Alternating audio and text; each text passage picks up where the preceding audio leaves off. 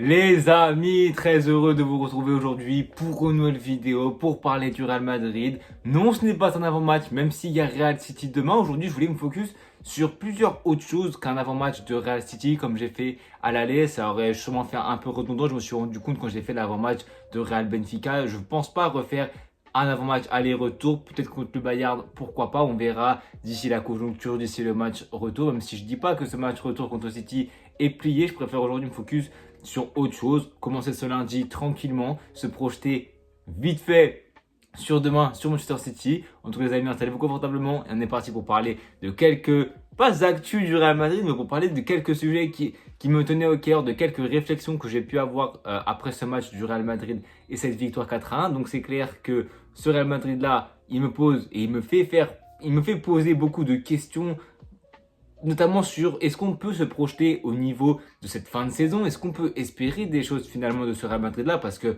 moi mon discours il change pas depuis le début de saison, c'est qu'on est un Real Madrid qui a été, où on avait des ambitions en tout cas pour ma part très mesurées, et ça a été confirmé par nos défaites en veux-tu en voilà, le licenciement de Xabi, un projet sportif plus qu'à la dérive, un mercato où tu te rends compte que même si tu ne peux pas prévoir autant de blessures, tu te rends compte qu'il y a des profils que tu aurais dû prendre et que tu n'es pas allé dessus. Les défaites contre le Barça en Supercoupe d'Espagne, en Coupe du Roi face à Talavera. Donc c'est clair qu'il y avait beaucoup de facteurs et c'est pour ça que moi, ce retournement de veste côté Real Madrid, il commence à un petit peu et à légèrement m'agacer, parce que je pense que personne ne pouvait prévoir un tel revirement de situation. Même moi, je ne suis même pas sûr et pleinement à 100% que ce revirement de situation, il est vraiment en train d'avoir lieu. Peut-être que c'est dans ma nature d'être un petit peu trop pragmatique, d'être un petit peu trop sur la mesure. J'ai pas envie de m'emballer, même si on peut dire il y a de quoi s'emballer de ce qu'on a vu sur les deux derniers matchs avec ce Real Madrid là qui a quand même froissé City 3-0, qui était en pleine forme, qui n'avait pas perdu, qui avait 2 défaites sur les 25 derniers matchs, qui était deuxième de PL. On se rend compte que City avait quand même quelques petits doutes, quelques petites méformes, et c'est pour ça qu'ils ont vraiment pas bien joué contre nous à l'aller. Contre Elche, la victoire, elle a été extraordinaire. Contre le Celta, faut pas oublier que la victoire 2-1, elle intervient à la fin avec un but de Valverde qui est en pétard depuis 3-4 matchs de la semaine qu'il a fait. Elle est complètement lunaire. Donc c'est clair que ce Real Madrid va légèrement mieux, mais on est encore, je pense, loin de ce qu'on peut proposer, je pense, et je sais pas si on peut vraiment avoir une fin de saison où on peut avoir des trophées, mais au-delà d'avoir des trophées, au-delà d'avoir des récompenses, etc., moi, ce que je vais récompenser en avant, ce que je veux mettre en avant, c'est le comportement de ce Real Madrid. J'en avais parlé dans ma vidéo Actu Real Madrid, où je parlais un petit peu, où ce Real Madrid après City, ou en tout cas juste après le match contre City, ils m'ont montré des émotions. Et aujourd'hui, on a encore ressenti des émotions. Ça fait très longtemps dans cette saison-là du Real Madrid, depuis 1 an et demi, qu'on ne ressent pas d'émotions. La preuve que même sans trophée, on peut ressentir de l'émotion, de la joie, des ambitions, avoir de l'espoir. Malgré une saison qui est vraiment en demi-teinte, on a reçu cette émotion-là. Avec le scénario contre Elche qui était n'importe quoi, avec les buts de Güler, les jeunes de la Castilla, ça te donne de l'espoir aussi pour eux. J'en parlerai après dans cette vidéo parce que pour moi, c'est un tournoi qui peut être majeur dans l'avenir du Real Madrid. Donc c'est clair que ce Real te redonne de l'émotion. Maintenant, est-ce qu'ils pourront te redonner de l'émotion à travers des titres obtenus, notamment en cette fin de saison, où on sait que la Liga, j'en parlerai en fin de vidéo aussi, il y a des possibilités, il y a des matchs, il y a des dates qu'il faudra coucher dans le calendrier parce qu'il faudra être dessus pour espérer gagner la Liga. En Ligue des Champions, quand tu vois l'hécatombe côté Bayern Munich des goals, tu peux te dire qu'il y a peut-être de l'espoir, mais bon, encore une fois, la route waouh, est encore longue. Mais c'est clair que ce Real Madrid là, en tout cas, il te redonne de l'émotion et il te redonne l'envie de croire, l'envie d'espérer. Maintenant, est-ce qu'on verra ça la continuité jusqu'à la fin de saison? Est-ce que vraiment on peut se projeter encore en Ligue des Champions? Pour moi, il est encore beaucoup trop tôt. J'ai pas envie de redire et j'ai pas envie de m'avancer pour encore une fois être déçu par la suite et d'affirmer mes ambitions. Je pense que le match de retour contre City pourra m'apporter vraiment plus de sérénité. Pas de là à dire, malgré si on gagne City aller-retour et on les défonce, d'arriver en bombant le torse contre le Bayern Munich. Non, ce ne sera pas ça l'ambition, ce ne sera pas ça l'objectif. Il faut rester et il faut garder une pleine demi-mesure de ce que le Real peut proposer. Mais c'est clair que si contre City au retour tu gagnes et que le 22 tu confirmes contre Real Madrid en Liga, ok, on pourra terminer avant cette trêve-là dans la bonne mentalité, dans la bonne gestion. Comme j'ai dit, ce Real te redonne des émotions parce que au-delà, comme j'ai dit, des résultats, il y a aussi des jeunes joueurs qui ont du temps de jeu. Ils ont tous éclaboussé, que ce soit Aguado, que ce soit Yanez, que ce soit Manuel Sanchez, que ce soit Pitarch. Tous ces jeunes joueurs-là, ils nous ont montré individuellement en 30 minutes de jeu et plus pour Pitarch depuis 3-4 matchs, toutes leurs qualités, tout ce qu'ils peuvent apporter au Real Madrid. C'est très positif, ça peut rapporter un vent nouveau, un vent frais dans un club comme le Real Madrid qui, encore plus avec la conjoncture actuelle, des blessures, des joueurs qui se sentent dans un fauteuil littéralement et qui ne voient pas leur place être challengés. Ces jeunes joueurs-là, ils peuvent être une porte d'entrée pour les autres aussi, notamment défensivement. Joan Martinez, même s'il est blessé actuellement. Valdépénez, David Jiménez aussi, à des postes à pourvoir. On peut avoir des jeunes joueurs qui peuvent se battre pour ces postes-là. Il y a beaucoup de choses qui font que ces jeunes joueurs-là performent, le contexte du Real Madrid, Arbeloa, les blessés. Et moi, ma question, c'est est-ce que ces jeunes joueurs-là auront du temps de jeu déjà en cette fin de saison, quand il y aura les retours de Rodrigo pour Yanez, le retour de Bellingham, de Ceballos pour au milieu de terrain pour Pitarch notamment, le retour du Kylian Mbappé. Est-ce que ces jeunes joueurs-là auront toujours autant de temps de jeu? Pour la plupart, je ne pense pas. Et en plus, est-ce que quand Mbappé sera de retour, est-ce que tout ne va pas changer finalement? Parce qu'on le voit qu'il Mbappé est de retour à l'entraînement. Je n'ai pas envie de choisir la facilité. Je n'ai pas envie de tirer sur Mbappé. Je n'ai pas envie de faire des conclusions hâtives. Mais le problème et le fait est que on a le premier Real Madrid qui sans Mbappé n'arrivait pas à marquer. Depuis qu'il n'est pas là, les débuts c'était un petit peu compliqué. Mais quand tu commences à prendre ton rythme de croisière, j'ai envie de te dire que tu vois qu'aujourd'hui, sur les 2 derniers matchs, collectivement, tu es beaucoup plus cohérent sans ballon, tu fais beaucoup plus d'efforts, tu récupères beaucoup plus de ballons hauts, ton pressing est beaucoup plus cohérent, tu as beaucoup moins d'espace à combler. Au milieu de terrain, tu as des joueurs qui prennent leurs responsabilités, tu as un Valverde qui occupe l'espace d'Mbappé et qui le fait monstrueusement bien. Je pense que Valverde surperforme et encore son niveau est pas loin de ça en temps normal quand il est vraiment à 100%. Valverde est en train de faire, depuis que Mbappé n'est pas là, est en train de prendre vraiment un nouveau rôle beaucoup plus haut sur le terrain, aussi dû à l'activité de Pitarch, que ce soit sans ballon pour les retours défensifs, les récupérations, mais aussi avec ballon, où tu sens que c'est vraiment le mec qui distille le jeu, tu sens que c'est le mec qui peut t'apporter ça. Manuel Angel, je pense que c'est peut-être le joueur dans l'effectif de la Castilla qui est le plus à même d'être vraiment ce métronome, ce régulateur hyper bas, à la Zubimendi, à la Rodri. Je pense que c'est vraiment ce joueur-là, vraiment un joueur qui peut réguler, être aussi bon défensivement, mais je pense que Pitarch a quand même cette explosivité, cette qualité, cette vista que peut-être Manuel Angel n'a pas encore forcément. Ils sont encore très jeunes, il y a encore une grande marge de progression. Il ne faut pas non plus trop surinterpréter, trop se projeter. On n'a pas encore tout vu de leur réel niveau. Ils sont encore très très jeunes, mais c'est du peu que j'ai vu, c'est ce que j'avance pour moi de ma vision des choses. Donc je me dis que si tu as un milieu de terrain qui est cohérent, le retour de Bellingham pourra faire du bien dans un contexte où tu commences avec 4 milieux de terrain, où tu sais que tu es en 4-4-2 sans ballon, où offensivement tu peux aligner une attaque Vini-Valverde, ou alors Vini, Bellingham et à droite Valverde, et au milieu de terrain, Pitarch, Tchouaméni, Kama, ou Pitarch, Tchouaméni, Güler, ou tu as un milieu de terrain, ou Manuel Angel carrément avec Pitarch, Tchouaméni. Je pense que ça serait quand même assez équilibré et ça manquerait d'expérience, mais je me dis pourquoi pas, parce que les jeunes joueurs là, on le voit qu'ils ont montré de la personnalité. Même Aguado, défensivement, il y a eu 2-3 retours qui ont été très très pertinents. Palacios, ce qu'on a vu de lui, du peu qu'on a vu, je pense qu'il a mis tout le monde d'accord, même si c'est encore très très tôt. Tu sens que ce toucher de balle, il est diamétralement différent de ce que ces jeunes, de ce qu'on peut proposer. Il peut amener ce grain de folie là. Même Gonzalo Garcia, Pitarch, tu sens que la Castilla a, faut pas s'emballer non plus, parce que j'en vois encore des comparaisons hâtives, mais non, la Castilla a beaucoup de talent.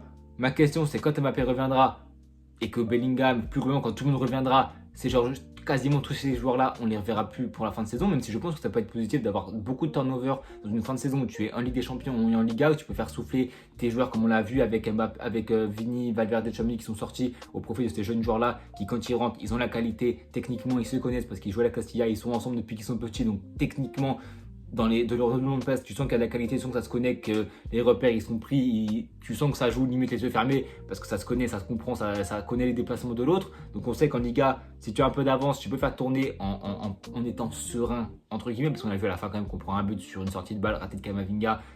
Mais tu sais que tu peux être serein si tu as quand même un peu d'avance pour faire tourner et tu donnes du temps de jeu à ces jeunes joueurs-là. Maintenant, le truc, c'est que si tu donnes du temps de jeu à ces joueurs-là, est-ce que ça sera vraiment reproduit la saison prochaine ou est-ce que ça fera un peu comme Arda Güler où il a mis 2 saisons avant d'être vraiment pleinement titulaire, soit Ancelotti, ou c'est des joueurs-là comme ça qui auront du temps de jeu en coupe et qui les 10 derniers matchs de Liga, 5-6 derniers matchs en tout cas, auront beaucoup plus de temps de jeu, des fois sûrement titulaire, peu importe ce qui se passe. Je sais pas, je pense que ça serait une idée positive. Malheureusement, comme j'ai dit, je pense pas que tous ces joueurs-là ont leur destin soit d'être titulaires au Real Madrid d'ici les 2-3 prochaines années. Je pense que ça peut être le destin peut-être de Pitarch. Je pense que défensivement de Joan Martinez peut-être de David Jiménez sur le côté droit.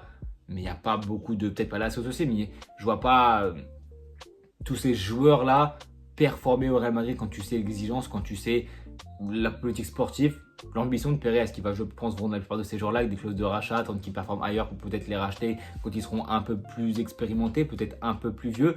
Moi, je trouve que c'est bien de faire confiance à Castilla. On aurait dû le faire bien plus tôt quand tu connais la meilleure forme qu'on peut avoir au milieu de terrain. Je l'aurais fait bien plus tôt et ça me fait plaisir de voir ça. Maintenant, comme j'ai dit, j'espère qu'ils auront du temps de jeu, peu importe avec les retours. J'espère que les places, peu importe s'ils sont jeunes, s'ils sont la Castilla de Fabrica, qu'ils aient du temps de jeu, qu'ils aient de la continuité, qu'ils aient du rythme. Et on l'avait avec Pitarch, que Arda Güler a été sacrifié entre guillemets à la place de Camavinga contre le Celta. C'est une bonne chose, c'est une bonne opportunité, c'est une vraie porte ouverte pour les autres joueurs. On verra le retour contre City. Est-ce qu'on aura une immense surprise? Je ne sais pas. Je pense que Pitarch sera toujours aligné au milieu de terrain. Peut-être qu'on aura le retour de Güler avec Kama, Tchouaméni, Valverde, Vinicius. Bellingham sera toujours pas de retour. Mbappé sera sur le banc sûrement. La question c'est ça, c'est quand Mbappé sera de retour, au-delà du temps de jeu des jeunes joueurs, parce que ça va pas forcément l'impacter, parce que dans sa zone il a Gonzalo Garcia et on sait que la concurrence, il n'y a pas de concurrence. Moi j'ai peur, moi je me dis pourquoi pas temporiser son retour, parce que collectivement quand tu vois que tu es beaucoup plus cohérent et que tu continues en plus d'enfiler les buts, tu temporises son retour pour avec l'équipe de France qui soit performant, qu'en fin de saison en Liga il puisse être présent, parce qu'on ne peut pas nier que un Mbappé en forme, il peut te faire beaucoup de bien, il peut te délier beaucoup de situations, même si collectivement tu arrives à créer du jeu, tu arrives à créer des situations. Si tu ne mets pas de but à la fin, j'ai pas envie de dire que ça sert à rien, mais ça serait beaucoup plus compliqué et ça serait beaucoup mieux de marquer directement. Donc il faudra voir. Moi, tu commences à trouver ton rythme, tu commences à avoir un Valverde qui a des libertés, qui a un nouveau rôle, qui prend beaucoup plus de responsabilités et ça se sent dans le jeu, ça se sent dans sa qualité de projection aussi. Collectivement, dans les mouvements offensifs, quand il n'y a pas de vrai numéro 9, je trouve que ça peut être flexible parce que tu peux être un 4-4-2 avec soit Brahim qui est dans le système défensif, mais par contre offensivement ça se projette, ça te rend beaucoup plus imprévisible que d'avoir un Mbappé purement numéro 9 qui va dézonner, qui va décrocher, qui va jouer un rôle qu'il ne doit pas assumer à la base et qui du coup ce poste de numéro 9 ne sera pas compensé parce que personne ne pourra être dans la zone d'Mbappé parce que ça sera lui qui aura le ballon. Donc c'est clair que pour plusieurs facteurs, moi j'aimerais que son rôle et que j'aimerais que son retour soit tempéré pour voir si on peut continuer avec de bons résultats, avec de la cohérence collective, avec du pragmatisme aussi pour gagner, parce que c'est ça qui est le plus important au final, et petit à petit le voir revenir. Mais c'est clair que moi, ça restera un regret dans ma vie de supporter de ne pas avoir vu une deuxième saison de suite. Et en plus, j'ai mis ce maillot sans faire exprès, avec une attaque avec Bellingham en faux neuf, Vini à gauche et à droite potentiellement Valverde ou un jeune de la Castilla comme Yanez ou Massantono à la limite, ou même Rodrigo. J'aurais aimé continuer comme ça. Malheureusement, il y a Mbappé qui est venu, il y a beaucoup de choses qui sont fake, il y a aussi un milieu de terrain qui n'a pas été reconstruit à temps.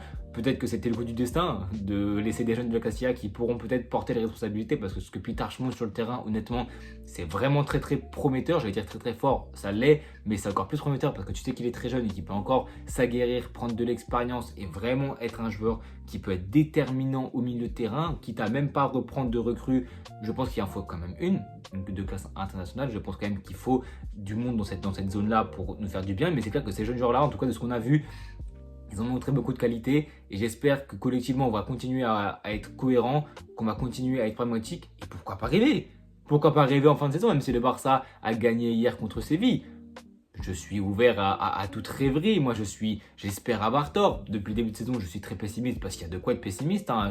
Ça me ferait rire les retournements de veste, les gens qui disent ouais, moi je vous l'avais dit, sur Real, faut pas les enterrer. Oui, faut pas nous enterrer parce que c'était bien une équipe qui, même dans la merde, a montré qu'on pouvait tout gagner, c'était le Real Madrid. Mais même les joueurs l'ont dit, ils se rendent compte que ce qu'ils proposaient sur le terrain, c'était en dessous de ce que tu devais proposer pour essayer, espérer, te rêver. Les joueurs en étaient pleinement conscients. Valverde l'a dit avant le match contre City. On a vu que ça a été bénéfique pour lui. Donc oui, il ne faut pas réécrire l'histoire. Ce Real, dans aucun monde, tu penses, il y a 2 mois, il y a même 1 mois, qu'il est prêt à faire un revirement de situation. Mars arrive, le ballon étoilé, le champ de la Ligue des Champions, les phases d'élimination directe. Est-ce que ces joueurs sont capables de se transcender sur les 2 tableaux, que ce soit Ligue des Champions ou Liga? Oui, ils en sont capables. Maintenant, est-ce qu'ils vont vraiment le faire, le réaliser? C'est une autre chose parce qu'on sait que individuellement, si nos joueurs sont de retour de blessure, s'ils reprennent du rythme, surtout s'ils reprennent de la confiance, qu'ils souffrent ensemble, et qu'ils font les efforts, que collectivement tu es cohérent. Moi, c'est très important la cohérence dans ton effectif globalement. Ok, il y aura des ambitions. En Liga, il y a un gros match, un gros classico à la 35e journée. Faudrait être là. Maintenant, est-ce que le Barça perdra des points? J'espère, parce que sinon tu n'auras pas ton destin en main. Donc le Barça filera pour la Liga. Mais je me dis, si tu peux espérer, si tu peux vivre une fin de saison haletante, moi je suis pour. On a vécu 1 an et demi depuis la saison dernière avec l'avenue d'Mbappé, la saison blanche, même s'il y a la Super Coupe de l'UEFA et Coupe intercontinentale. Cette saison-là avec beaucoup de bas et très peu de hauts, très peu de moments de folie. C'est pour ça que très peu de moments où on a des émotions positives. Et c'est pour ça que ce Real Madrid des émotions, et c'est pour ça que j'espère qu'on fera quelque chose contre City au retour et qu'on verra surtout mentalement des choses différentes, que ça continue comme ça et qu'on puisse espérer, pourquoi pas, vivre une fin de saison extraordinaire. En tout cas les amis, moi je vous laisse ça pour cette vidéo. On se retrouve demain pour le débrief évidemment de Manchester City Real Madrid en espérant une qualification. Une victoire serait évidemment de mise parce que ça confirmerait et ça nous mettra en confiance avant le dernier match, avant la trêve contre le Madrid le 22, que oui, nous sommes bien de retour. En tout cas les amis, abonnez-vous, likez, partagez et à bientôt tout le monde.